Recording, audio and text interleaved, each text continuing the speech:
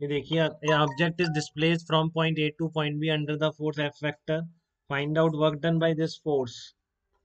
हाँ बिल्कुल, हर्ष मोदी ने शायद सही बताया इसका आंसर, इन दिस प्रोसेस। ठीक है। तो इस तरह के क्वेश्चन में आपको आई कैप के साथ वाई आ गया तो आप इस तरह से फार्मूला लगाएंगे अपना वर्क का, फिजिक्स में जो वर्क का मीनिंग है उसका पूरी तरह से यूज करते हुए। ए से बी तक वर्क है, ऐसे ही लिखते हैं हम इसको। ठीक है। तो ए एफ वेक्टर लिख दो आप, बिल्कुल सिंपल प्रोसेस बता रहा हूँ बेटा। एफ वेक्टर लिख दिया मैंने, Y I cap plus X J cap. और डी आर वेक्टर लिख दिया मैंने, D X I cap plus D Y J cap. तो ये वर्क डन कितना आ गया आपका, A to B Y D x plus x D Y आ गया है। ठीक है, Y D x plus x D Y आ गया। अब आपको देख के लग रहा है कि मुझे कोई रिलेशन बताए तब मैं इसको करूं इंटीग्रेट, बट ऐसा नहीं है बेटा। ठीक है ना, इसको आप एग्जैक्ट डिफरेंशियल की फॉर्म में लिख सकते हो। एग्जैक्ट डिफरेंशियल का क्या मतलब है?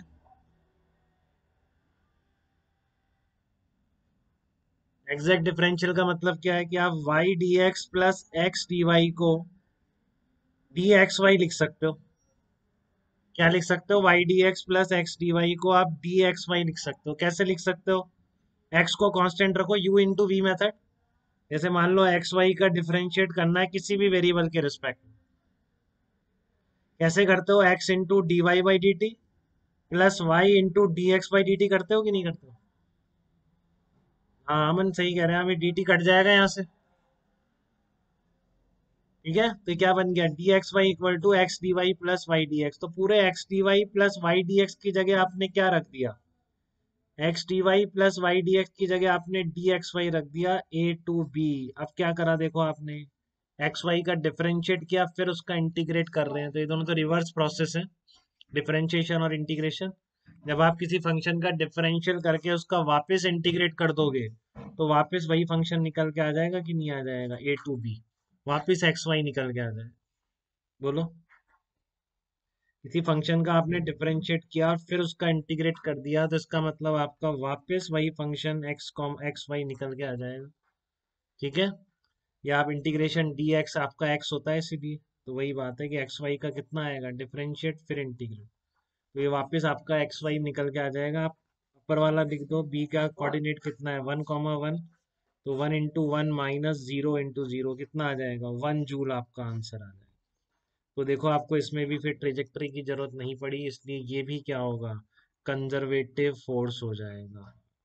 क्या हो जाएगा, ये भी कंजर्वेटिव फोर्स हो जाएगा। अब हमें कैसे पता पड़ेगा कि ये किसका एग्जैक्ट डिफरेंशियल है, हम कैसे चेक करेंगे इसको? ठीक है ना, हम कैसे चेक कर पाएंगे, हमें कैसे पता पड़ेगा कि ये एग्जैक्ट डिफरेंशियल है? उसके लिए आप मेथड देखिए, आपको कैसे पता पड़ेगा। तो क्या करना है, चेकिंग ऑफ एग्जैक्ट डिफरेंशियल के नाम से लिख रहा हूँ मैं इसको, सब लोग बिल्कुल ध्यान से देखेंगे। ठीक है, चेकिंग ऑफ एग्जैक्ट डिफरेंशियल कि ये एग्जैक्ट डिफरेंशियल है या नहीं, कैसे पता पड़ेगा हमको ये? अरे वॉइस क्लियर नहीं आ रही क्या यार? चेकिंग ऑफ एग्जैक्ट डिफरेंशियल, बताइए Dipendra. Y D x plus x D y, ये एग्जैक्ट डिफरेंशियल है या नहीं? हर्ष यादव आवाज आ रही है आपको? हर्ष यादव या हर्ष मोदी में से कोई बताए, ये लोग सुन पा रहे हैं मेरे को? चेकिंग ऑफ एग्जैक्ट डिफरेंशियल, हाँ बोलिए बेटा। आ रही है ना आवाज? चलो नहीं, आवाज कट गई क्या मेरी?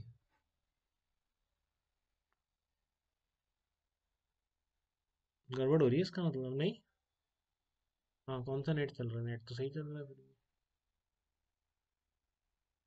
ओके बेटा, पार्थ ठीक है। तो चेकिंग ऑफ एग्जैक्ट डिफरेंशियल कैसे करेंगे आप देखो, एक बार आपको ये देखना है कि ये किसका एग्जैक्ट डिफरेंशियल है भी या नहीं है। ठीक है, तो एक बार ध्यान से सुने सब। माधवी आवाज आ रही है बेटा? Y D x plus x D y exact differential है या नहीं है, कैसे चेक करेंगे?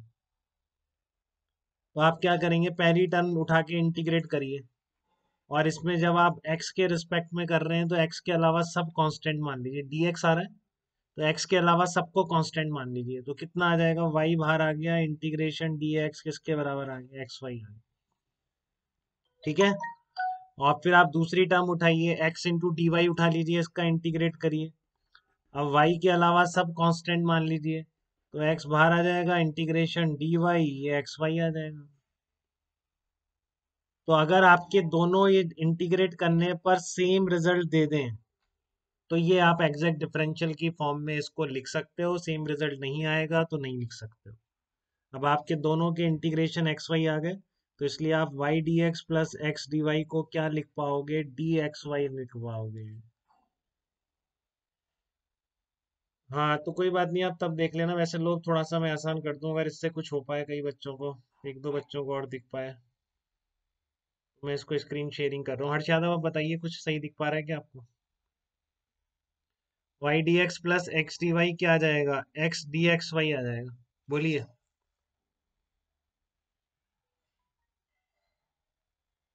वेटिंग रूम में।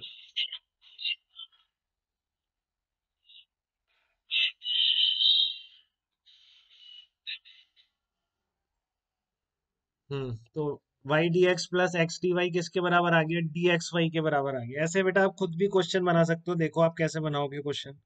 पहले ये बात क्लियर है कि चेक ऐसे ही करेंगे, किसी भी फंक्शन को चेक करना है एग्जैक्ट डिफरेंशियल है या नहीं। ठीक है।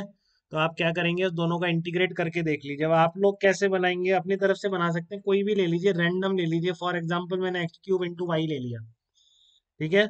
एक्स क्यूब इंटू वाई ले लिया, तो इसका आप डिफरेंशियल करेंगे तो क्या बनेगा, x cube constant d y plus x का रेस्पेक्ट में differential 3x² into d x into y. इस तरह से लिख सकता हूँ।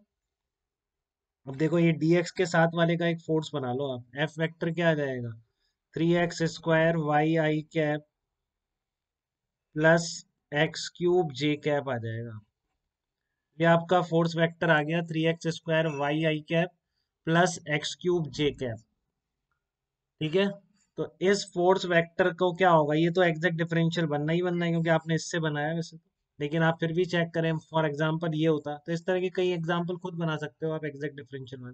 ये फोर्स है, आपको चेक करना है कंजर्वेटिव है या नहीं, या फिर इसका वर्क निकालना है, कुछ भी आपका नहीं हो सकता है।